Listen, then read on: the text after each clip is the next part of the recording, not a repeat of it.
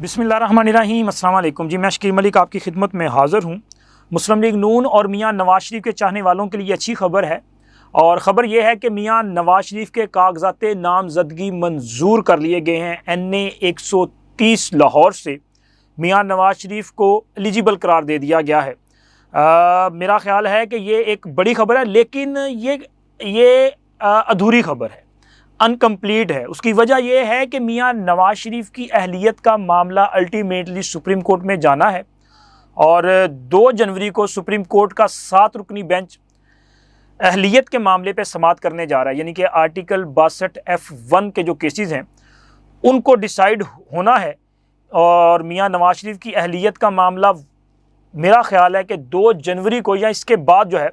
वो डिसाइड होगा। लेकिन अब जो कागजात नामजदगी मंजूर हुए हैं, इसकी वजह क्या है, किस तरह मंजूर हो गए हैं, और इसके साथ साथ कुछ मामला ख़राब दिखाई दे रहे हैं। क्योंकि हमजा शहबाज जो हैं वो जो बातें कर रहे हैं, और वो मियाँ साहब कह के क्यों मुखातब कर रहे हैं, उनका ये मियाँ साहब कहना क्या वाकई कोई नून और शीन का कोई तनाज़ा है, या कोई वादे वईद हैं जो हमजा ने अपने तौर पे किसी के साथ किए हों और वो वादे अब पूरे नहीं किए जा रहे। और जनाब अली, नून लीग एक बार फिर भरपूर तरीके से ये मुतालबा कर रही है कि 9 मई वालों का फ़ैसला करें। उनके बग़ैर सियासत में इस्तेहकाम नहीं आ सकता।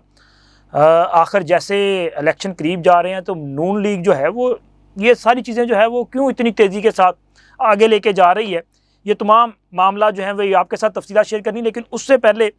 बात करते हैं एक ऐसे शख्स की जो अचानक लापता हुआ, लेकिन अब वो जनाब चंद घंटों के बाद मंजर आम पे जब आया है तो उन्होंने कहा जी वो एक सियाहती मकाम की सैर को गए थे। अच्छा, मुझे याद आ गया कि वो क्या नाम है उनका, शेख रशीद, वो चिल्ले पे गए थे, और उनका चिल्ला जो है वो नाकाम रहा। नाकाम इस तरह से रहा कि उन्होंने आके एक इंटरव्यू दिया एक प्रोग्राम में, वो मनीब फ़ारूक उनके साथ बैठे, और इस इंटरव्यू में उन्होंने, चूँकि वो सीनियर पॉलिटिशियन हैं, उन्होंने अपनी जो सीनियरिटी है उसका भरपूर फ़ायदा उठाया कि उन्होंने बड़े बेहतरीन अंदाज में पिच के दोनों तरफ खेलने की कोशिश की। लेकिन बिल आखिर इमरान खान की पकड़ में आ गए, और इमरान खान ने उनके ख़िलाफ़ ही अपना उम्मीदवार दे दिया। यानी कि वो चाहते तो ये थे कि उनके मुकाबले में उम्मीदवार ना आए, लेकिन उनके ख़िलाफ़ शायद PTI का उम्मीदवार तो मौजूद है, तो लिहाजा उनका चिल्ला जो है वो अभी तक तो कामयाब नहीं हुआ। और इसी तरह सदाकत अब्बासी साहब जो हैं वो शुमाली इलाका जात की सैर करके आए थे, ये भी उन्होंने इंकशाफ किया था। अब जनाब ये जो नई शख्सियत है, ये चौधरी परवेज़ लाही के अभी जो उनके मशीर रहे थे वज़ारत आला के दौर में, और उनके वकील हैं आमिर सईद रां साहब, वो अचानक लापता हुए। ये तकरीबन पिछले हफ्ते के दौरान जो है उनको गुजरांवाला से उनके भाई का ये कहना था कि जी वो अचानक लापता हुए हैं। अब वो मंजर आम पे आ चुके हैं। आमिर सईद रां साहब जो हैं वो मंजर आम पे आए हैं, तो उन्होंने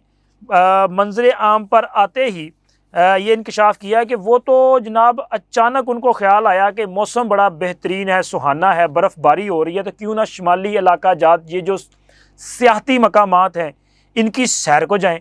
तो मसूफ़ जनाब सैर करने चले गए थे, और वो कहते हैं सैर करके मैं वापस आ चुका हूँ,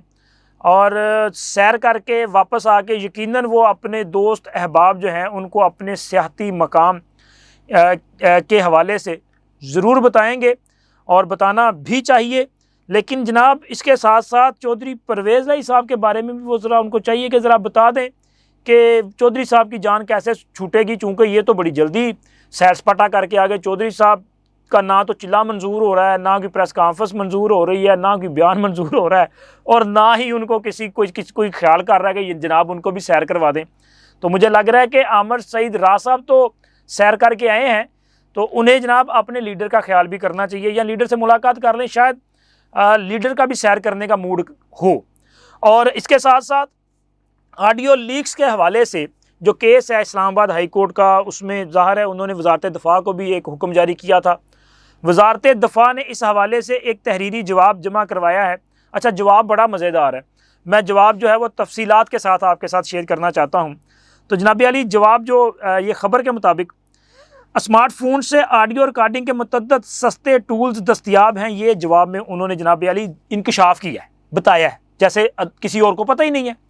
اور وہ آگے جا کے اس جواب میں یہ بھی کہا ہے کہ جو کوئی بھی خرید سکتا ہے، کچھ پلیٹ فارمز بھی معاوضے کے بدلے یہ سروسز دیتے ہیں۔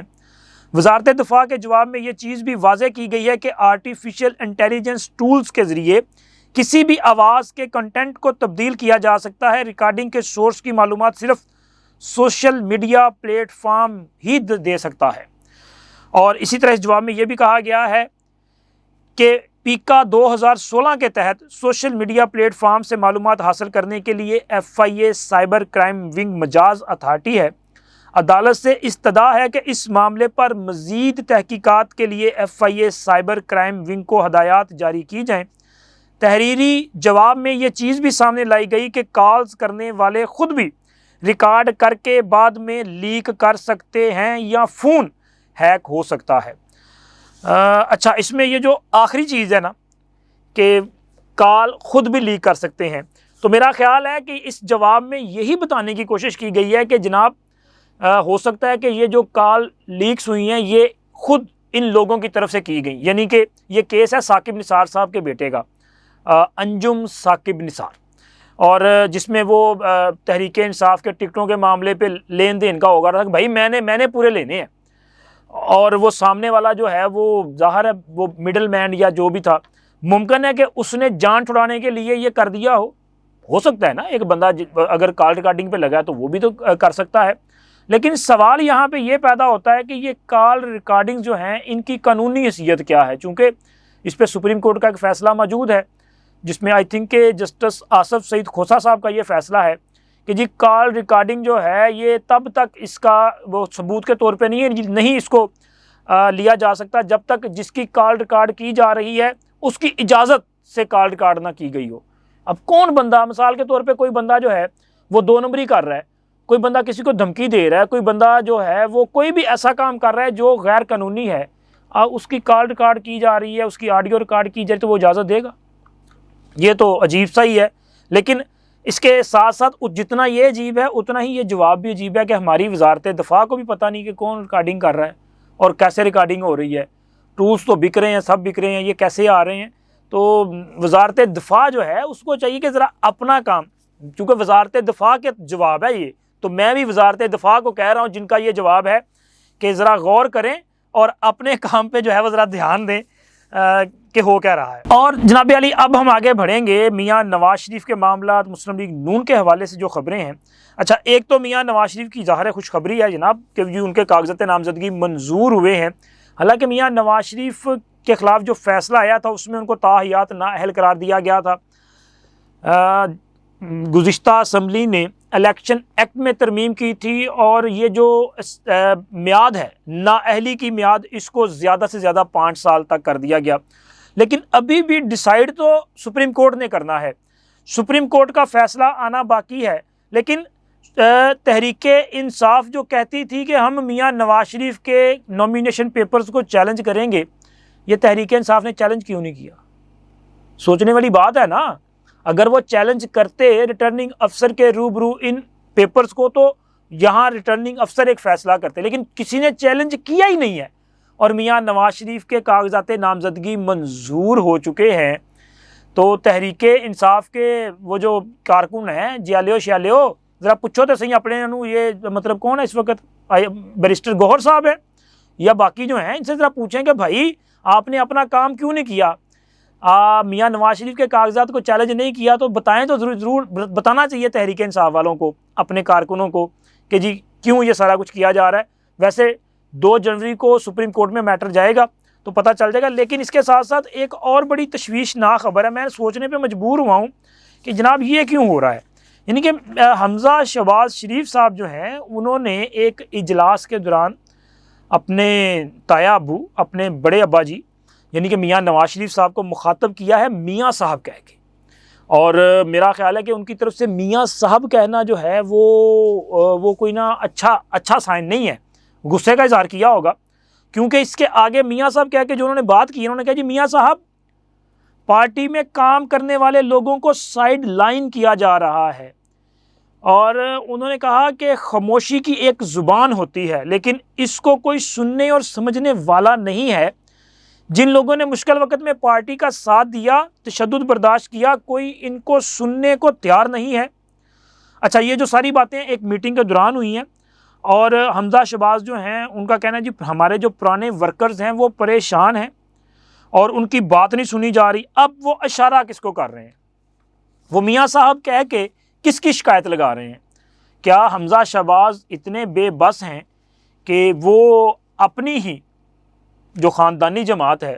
اس میں ان کی بات نہیں چل رہی، اور ان سے با اثر کون ہو سکتا ہے؟ تو مجھے پھر لگتا ہے کہ ان سے جو اگر کوئی با اثر ہے اور وہ میاں صاحب کو جس کی شکایت کر رہے ہیں، شاید وہ مریم نواز ہے، شاید، کیونکہ اس وقت پارٹی کی گرفت مریم نواز کے پاس ہے، وہ ان کی گرفت میں پوری پارٹی، وہ پارٹی کی چیف آرگنائزر ہیں، اور ابھی ٹکٹوں کی تقسیم کے حوالے سے بھی ان کی جو ان پٹ ہے وہ بہت زیادہ ہے،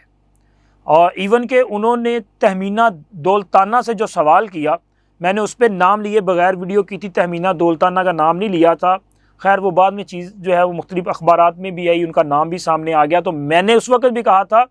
کہ وہ سینئر پولیٹیشین ہیں، ان کی پارٹی کے لیے بڑی قربانیاں ہیں، لیکن ان کے ساتھ جو سوال تھا وہ نامناسب تھا، وہ نہیں ہونا چاہیے تھا نا۔ دیکھیں، یہ نہیں ہوتا کہ آپ کہیں کہ جی آج آپ کی کیا قربانیاں ہیں، جو ان کی قربانیاں وہ سب کو پتہ ہے۔ جس وقت مسلم لیگ نون کے پاس کوئی اور پارٹی رہنما کارکن ورکر نہیں تھا نا، جب کلثوم نواز صاحبہ اپنے خامد میاں نواز شریف کو پرویز مشرف کی جیل سے بچانے کے لیے تگ و دو کر رہی تھی، جدوجہد کر رہی تھی، تو اس وقت جو دوسری خاتون ان کے ساتھ نظر آتی تھی نا، وہ تہمینہ دولتانہ ہوا کرتی تھی۔ تو خیر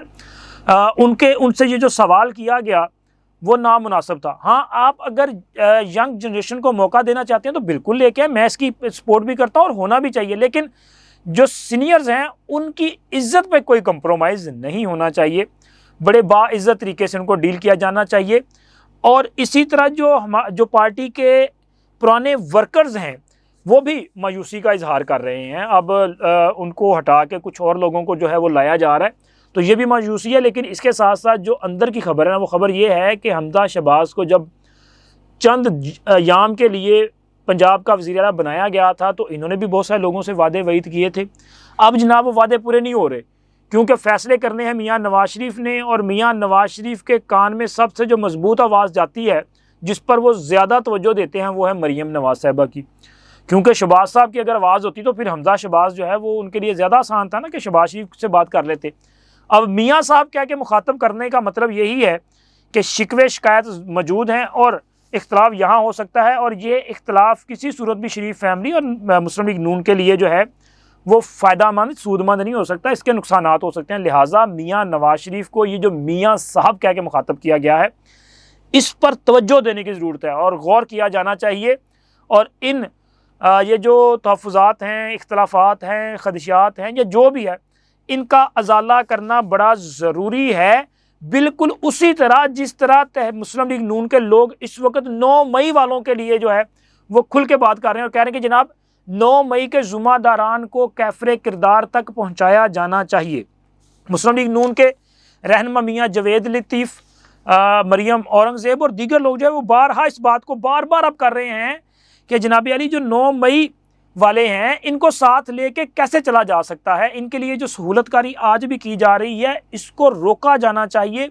اور وہ کہتے ہیں کہ تحریک انصاف آج بھی ملک میں سیاسی عدم استحکام پیدا کرنے کے لیے کوشاں ہے، اور اسی لیے وہ الیکشن کو متنازع بنانے کی کوشش بھی کر رہی ہے، ان کے انٹرا پارٹی الیکشن جو ہیں وہ بھی متنازع ہے۔ تو جتنی شد و مت کے ساتھ یہ باتیں کی جا رہی ہیں، اس کا مطلب یہ ہے کہ مسلم لیگ نون اندرونی طور پہ کہیں نہ کہیں جو ہے اس وقت اختلافات کا شکار دکھائی دے رہی ہے، اور اس کے ساتھ ساتھ جو سیاسی میدان ہے اور حالیہ دنوں میں ہونے والے جو فیصلے ہیں وہ پی ٹی آئی کے انٹرا پارٹی الیکشن سے متعلق ہوں یا ان کے انتخابی نشان سے متعلق ہوں، لیول پلینگ فیلڈ دینے کے حوالے سے فیصلے ہوں، یا کہ عمران خان اور شاہ محمود قریشی کی ضمانت کے فیصلے ہوں، یہ ظاہر کر رہے ہیں کہ مسلم لیگ نون جو ہے وہ اس وقت کسی اضطراب میں مبتلا ہے، اور یہ جو اضطراب ہے یہ جو ہے وہ کوئی ہنگامہ خیز بھی صورتحال اختیار کر سکتا ہے۔ تو لہٰذا میاں نواز شریف کو سب سے بڑی ذمہ داری ان پہ عائد ہوگی کہ جو پارٹی کے لیڈر ہیں، قائد ہیں، انہوں نے سیاسی محاذ پہ بھی پارٹی کو جو ہے وہ سٹینڈ بائی رکھنا ہے، اس کی جو ہے وہ ایک اسٹرینتھن بننا ہے، اور اس کے ساتھ ساتھ پارٹی کے اندر کے اختلافات اور بالخصوص شریف فیملی کے اندر کی یہ جو لڑائی ہے جو اس طرح سے بظاہر نظر آ رہی ہے، اس کا بھی سدباب کرنا ان کے لیے بہت ضروری ہوگا۔ اگر سدباب نہ ہوا تو جناب علی پھر وہ رزلٹس نہیں ملیں گے جو آپ سوچ کے بیٹھے ہوئے ہیں۔ تو یہ انفارمیشن میں نے آپ کے ساتھ شیئر کی، لہٰذا اس کے متعلق آپ ضرور بتائیے گا۔ اب تک اتنا ہی، اللہ حافظ۔